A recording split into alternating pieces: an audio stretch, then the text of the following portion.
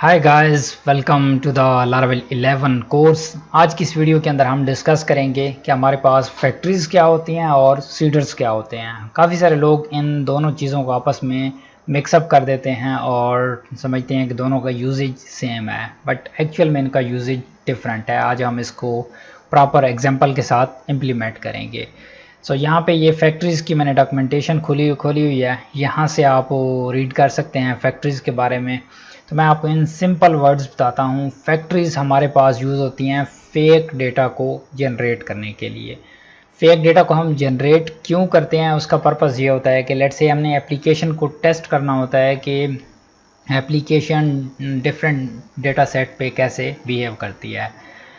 Let's say आपके पास users हैं, 100 users हैं और 100 यूज़र्स की देन फर्दर पोस्ट हैं। लेट्स से 1000 पोस्ट हैं, 10,000 पोस्ट हैं या 1 मिलियन पोस्ट हैं, ठीक है। उसको आपने टेस्ट करना है तो आप फैक्ट्रीज़ की मदद से फेक डेटा को जनरेट कर सकते हैं। तो आप वैसे क्या करते हैं, डेटाबेस के अंदर मैनुअली एंट्री करते हैं। एक एंट्री होती है, 2 एंट्री होती है, 3 एंट्री, ठीक है। इस तरह से ये मैनुअल प्रोसेस बहुत स्लो है, बट जब हम फैक्ट्रीज़ के थ्रू करते हैं ये ऑटोमेटिकली हमारे लिए ये डेटा जनरेट कर देता है और हमें इन चीज़ों हमें बहुत ज़्यादा टाइम भी नहीं लगता। ये कुछ सेकंड्स के अंदर ही इस डेटा को जनरेट कर देता है। This is the main purpose of factories.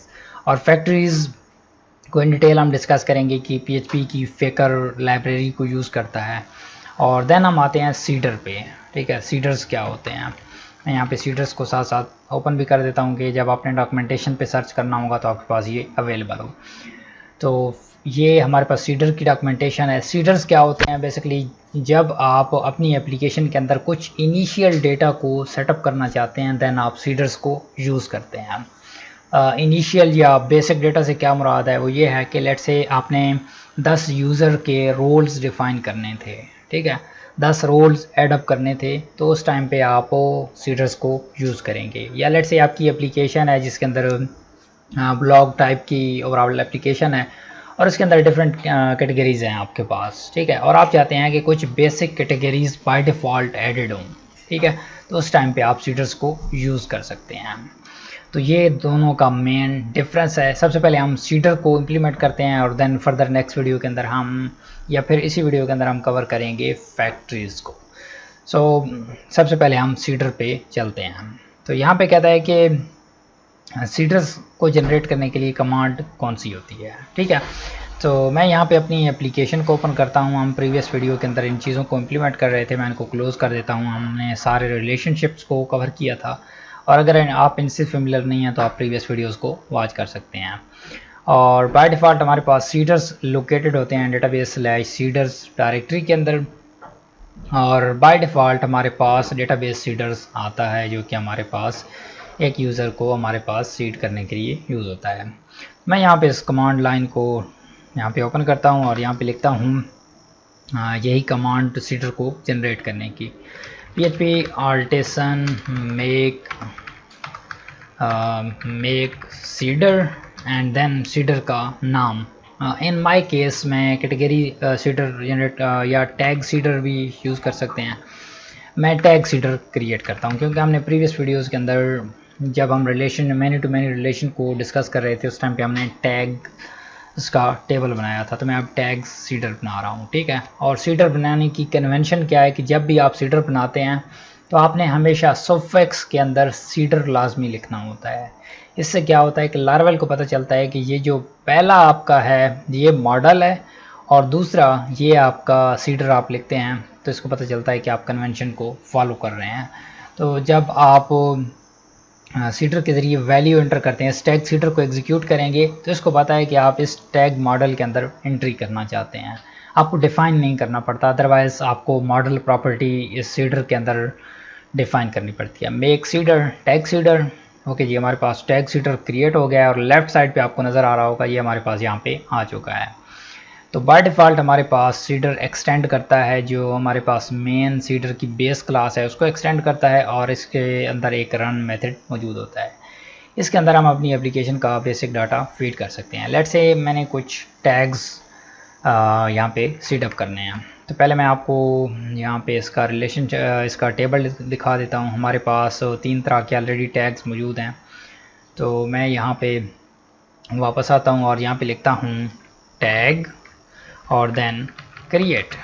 ठीक है, तो जिस तरह से हम अपने कोड के अंदर एंट्री कर रहे होते हैं वैसे ही यहाँ पे आपने सिमिलरली अप्रोच को फॉलो करना है। मैं इसकी नेम स्पेस को इंपोर्ट करता हूँ टॉप पे, टैग, ओके ये टैग, ओके मैं इसको मैनुअली ऐड कर देता हूँ, use app slash model slash tag, right tag. तो हमारे पास इशू रिजॉल्व हो गया। अब मैंने इसको टैग को नेम असाइन करना है, तो मैं इसको नेम असाइन कर देता हूँ। ठीक है, लेट्स से मैं इसको असाइन कर देता हूँ टैग में असाइन कर देता हूँ, लेट्स से लारवेल मैंने असाइन कर दिया। तब जब भी मैं इसको सेव करूँगा, ठीक है, तो उस टाइम पे ये क्या होगा, ये लारवेल ऐड कर देगा इधर डेटाबेस के अंदर। ओके, सो इसको एग्जीक्यूट करने का प्रोसेस क्या है। इसके हमारे पास दो वेज़ हैं कि हम इंडिविजुअली एक स्पेसिफिक सीडर को भी कॉल कर सकते हैं और हम सारे सीडर्स को एट वंस भी कॉल कर सकते हैं। पहले हम इंडिविजुअली इसको टेस्ट करते हैं। तो इसका कमांड है php artisan db seed और देन इसके बाद अपने क्लास का फ्लैग लगाना है, 2 हाइफन और साथ में क्लास लिखना है और देन यहाँ पे अपने सीडर का नाम। So in our case it's a tag seeder, right. I am going to hit enter on this. Okay, it says seeding database. So हमारे पास डेटाबेस सीड हो चुकी है और अगर मैं डेटाबेस के अंदर जाऊँ, यहाँ पे रिफ्रेश किया तो देखिए हमारे पास लारावेल यहाँ पे आ चुका है। तो लारावेल का टैग हमारे पास यहाँ पे एंटर हो चुका है यूजिंग सीडर। सो सिमिलरली अगर आपने मल्टीपल टैग्स क्रिएट करने होंगे तो आप एक एरे क्रिएट करके इसको लूप के अंदर क्रिएट करा सकते हैं और मल्टीपल आप यहाँ पे इस तरह से भी कॉल करा सकते हैं। It's up to you. So this is the main usages of seeder के we can add those tags on the initial level when we want to launch our application. So मैंने आपको बताया कि हम इंडिविजुअली भी टैग को call कर सकते हैं और दूसरा वे ये है कि हम अपने सारे सीडर्स को इधर डेटाबेस सीडर्स के अंदर भी कॉल कर सकते हैं। तो हमारे पास ये जो बेसिक स्टफ है मैं इसको यहाँ से ख़त्म कर देता हूँ और यहाँ पे लिखता हूँ अब दिस कॉल। ये इसके अंदर एक मेथड मौजूद होता है इसकी बेस इसके अंदर दिस कॉल और इसके अंदर मैं अपने सीडर्स की सारी लिस्ट को ऐड ऑन कर सकता हूँ। अगर आपके पास एक सीडर है तो आप उसको विदाउट एरे भी कॉल कर सकते हैं, बट अगर आपको लगता है कि आपके सीडर्स में भी इनिशियल टाइम पे 1 है बट लेटर ऑन ज़्यादा हो सकते हैं तो आप यहाँ पे सारे मेंशन कर सकते हैं। तो मैं यहाँ पे लिखूँगा टैग सीडर, इसकी नेम स्पेस भी टॉप पे ऐड हुई। ठीक है, ये ऐड हो गई, सॉरी ये ऐड नहीं हुई, उसकी रीज़न क्या है मैं इसको देखता हूँ, क्योंकि हम सीडर्स की नेम स्पेस के अंदर ही खड़े हैं तो हमें नेम स्पेस ऐड करने की ज़रूरत नहीं है। ओके, सो ये हमारे पास यहाँ पे ऐड ऑन हो गया। अब मैं इसकी जो कमांड हमने प्रीवियस चलाई थी db class equal tag cedar, अब मैं टैग सीडर नहीं चलाऊँगा, मैं जस्ट चलाऊँगा कौन सा db सीड। जब हम db सीड चलाते हैं तो हमारे पास जो बाय डिफ़ॉल्ट डेटाबेस सीडर आता है ये वाला सीडर एग्जीक्यूट होता है db सीड से। तो इधर टैग सीडर के अंदर आके मैं यहाँ पे कर देता हूँ Laravel 11 something a bit different cedar. अब मैं इससे कॉल करूँगा, मैंने कमांड को किया एंटर, कहता है seeding completed tag seeder running, then उसके बाद डन हो गया। और यहाँ पे अगर मैं रिफ़्रेश करूँ तो हमारे पास लारावेल 11 यहाँ पे सीड हो चुका है। तो इन दोनों वेज से आप डेटाबेस के अंदर एंट्रीज को सीडर के थ्रू सेव कर सकते हैं। तो मैंने आपको सीडर का बताया कि सीडर्स हमारे पास यूज़ होते हैं, आप इसको कह सकते हैं एक्चुअल यूज़र को डेटा को इंसर्ट करने के लिए, और जिस तरह से आपको प्री डिफाइंड डेटा ज़रूरत होता है वैसे ही इसको आप सीड कर सकते हैं। ठीक है, और मैं ये फुल कोर्स शूट कर रहा हूँ। नेक्स्ट हमारे पास है कैटेगरीज़, तो हम कैटेगरीज़ पे भी काम कर लेते हैं। तो मैं यहाँ पे आता हूँ और लिखता हूँ, पहले एक कैटेगरी क्रिएट करता हूँ, sorry factory not the category. और बाय डिफ़ॉल्ट हमारे पास जब भी लारावेल की एप्लीकेशन हम इंस्टॉल करते हैं तो उस टाइम पे हमारे पास एक यूज़र फैक्ट्री बनी हुई आती है। तो मैं इसको क्लोज़ करता हूँ और एक न्यू फैक्ट्री बनाता हूँ। The command is php artisan make factory and then after this we need to specify the name of our factory. So I want to create a factory of फिर I need to create the post, yes I am going to create the post factory. And similarly आपको वैसे ही specify करना है, suffix हमेशा आपने factory यहाँ पे रखना है। तो इससे इसको पता चलता है कि आप पोस्ट मॉडल को यूज़ करते हुए पोस्ट टेबल के अंदर एंट्री करना चाहते हैं। ठीक है, तो मैं इसको एंटर करूँगा, ये क्रिएट कर देगा। यहाँ पे लेफ्ट साइड पे आपने देखा यहाँ पे हमारे पास एक फैक्ट्री आ चुकी है। और ये डेफिनेशन एक मेथड है जो एक एरे को रिटर्न करता है, तो इसके अंदर आप अपनी वैल्यूज़ को पास करेंगे। और ये भी बेस क्लास फैक्ट्री को यूज़ करते हुए इस चीज़ को अचीव करता है। और इससे जो पुराने वर्जन्स हैं लारावेल के अंदर, उसके अंदर लारावेल फेकर ऑब्जेक्ट को यूज़ करता था और उसके ज़रिए फेक डेटा को जनरेट करता था। और अब उन्होंने इसके लिए एक सेपरेट बना दिया है। ओके, सो अब डॉक्यूमेंटेशन से हमने देखा कि हम फैक्ट्री को इस तरह से जनरेट कर सकते हैं। अब फैक्ट्री के अंदर डेटा को फिल करना है। ठीक है, तो फिल करने के लिए आपने यहाँ पे अपने जो भी पोस्ट टेबल के अंदर हम एंट्री कर रहे हैं, तो पोस्ट का सबसे पहले है टाइटल। तो अब टाइटल के लिए आपने टाइटल के रेलेवेंट जिस तरह का आपको टाइटल चाहिए, एक्चुअल में जैसा टाइटल दिखता है वैसे ही आपको टाइटल चाहिए, कोई डमी स्ट्रिंग नहीं होगी इसके अंदर। ठीक है, तो मैं यहाँ पे फैक्ट्रीज़ पे दोबारा से वापस जाता हूँ और यहाँ पे आ जाता हूँ। जिस तरह से ये फेक नेम को ऐड कर रहा है, ठीक है, इसी तरह से हम फेक आई थिंक टाइटल की एक प्रॉपर्टी होती है उसको भी ऐड कर सकते हैं। तो मैं यहाँ पे लिखता हूँ फेक और फेक टाइटल के। एंड देन इसके बाद हमारे पास और कौन कौन से कॉलम हैं हमारे पास पोस्ट टेबल के अंदर। हमारे पास यूज़र की आईडी भी मौजूद है और इसको भी हम पास ऑन कर सकते हैं। तो मैं यहाँ पे यूज़र को भी एक गेट कर लूँ, पहले एक यूज़र को गेट कर लेता हूँ, यूज़र फर्स्ट। ओके, सो हमारे पास यूज़र आ जाएगा और इसको इंपोर्ट कर दें टॉप पे। ओके, नहीं हो रहा, मैं इसको मैन्युअली कर देता हूँ, use app slash model slash what's the name of this user।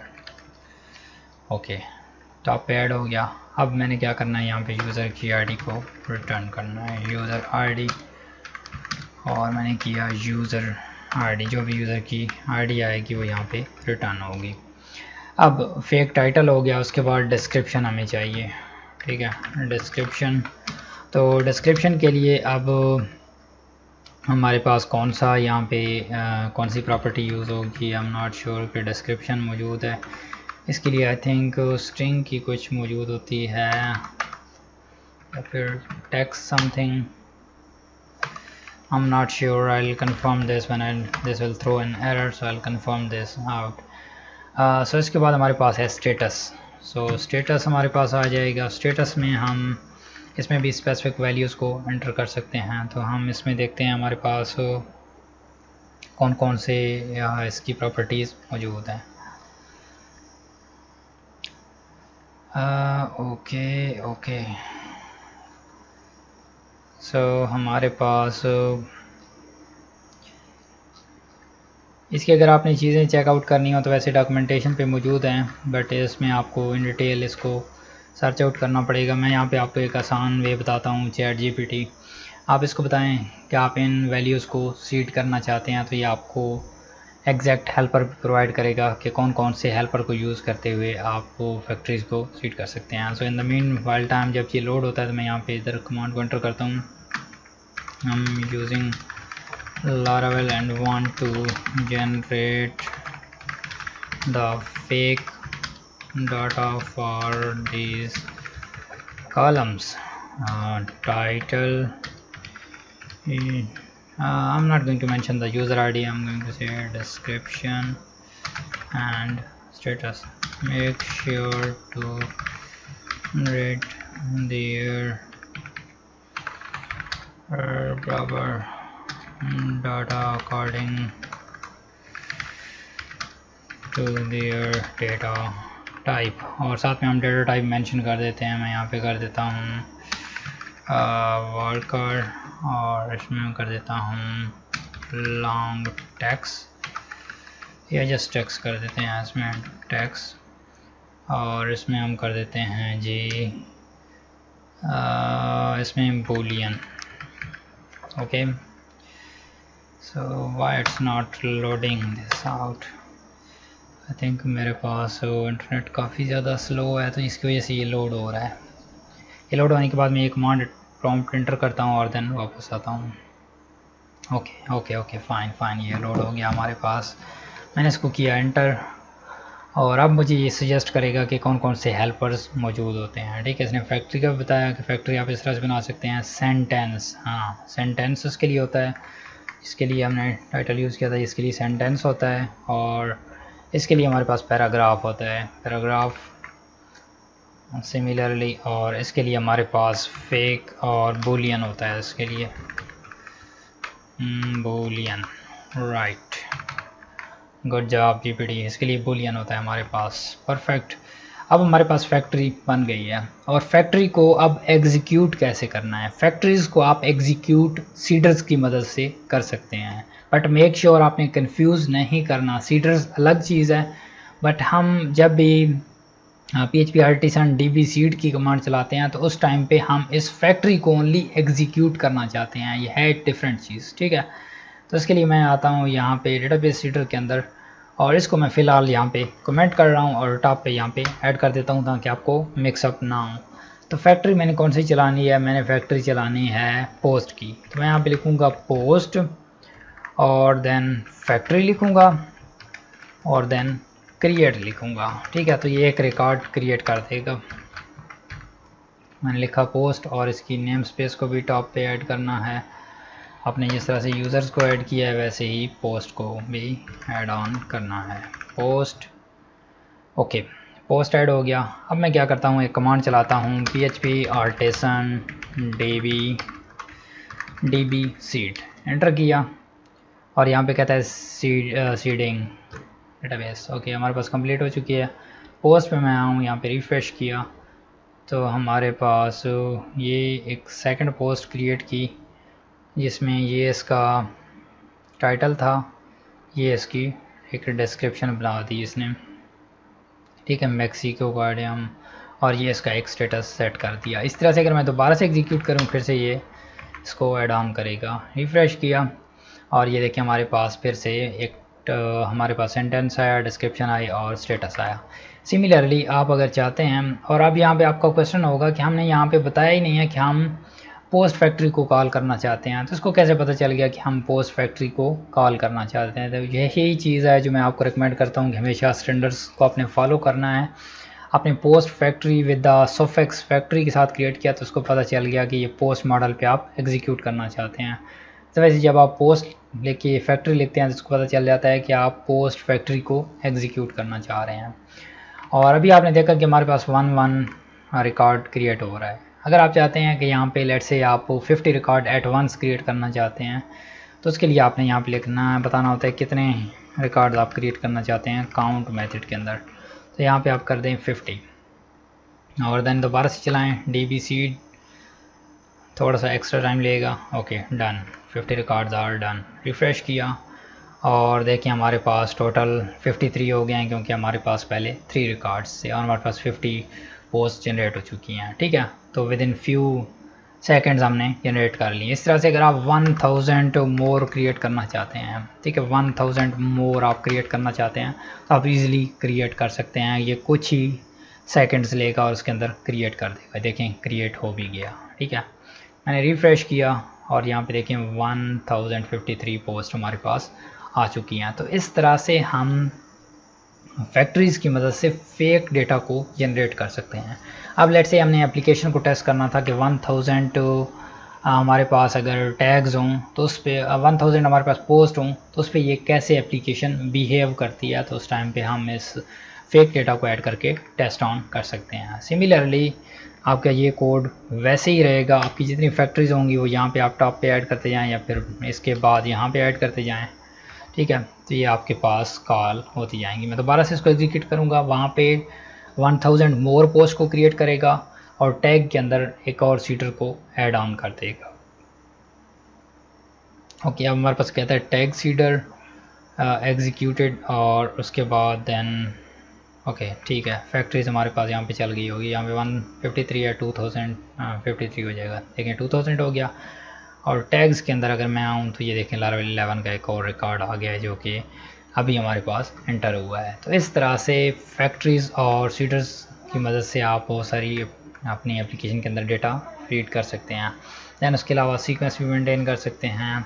उसके अलावा आप हमने जो रिलेशनशिप्स कवर किए हैं उसकी मदद से भी बहुत सारे एक्शंस आप परफॉर्म कर सकते हैं। लेट्स से यूज़र के लिए आपने एक यूज़र के लिए 3 पोस्ट बनानी है तो आप हैज़ को यूज़ करते हुए उसके अंदर पोस्ट को क्रिएट कर सकते हैं। इसी तरह से इनवर्स के लिए भी आप कर सकते हैं। दैन उसके बाद मोर मेथड्स हैं कि आप अगर 1 to many यूज़ कर रहे हैं तो उसके लिए कैसे यूज़ कर सकते हैं। दैन किसी का स्टेटस कैसे पास कर सकते हैं। तो ये बहुत सारी चीज़ें हैं, बट आपको एटलीस्ट जो बेसिक चीज़ें थी उन चीज़ों का लाजमी नॉलेज होना ज़रूरी था। That's why I explain this. So उम्मीद है आपको ये कॉन्सेप्ट समझ आ गए होंगे। और अगर आप वीडियोस पसंद आती हैं तो चैनल को सब्सक्राइब करके अपनी फ़ीडबैक का लाजमी इज़हार किया करें कि ये वीडियो कैसी लगी है सीडर्स और फैक्ट्रीज़ के बारे में, कि आपको प्रॉपर समझ आई है। So I will see you guys in the next one. Bye bye.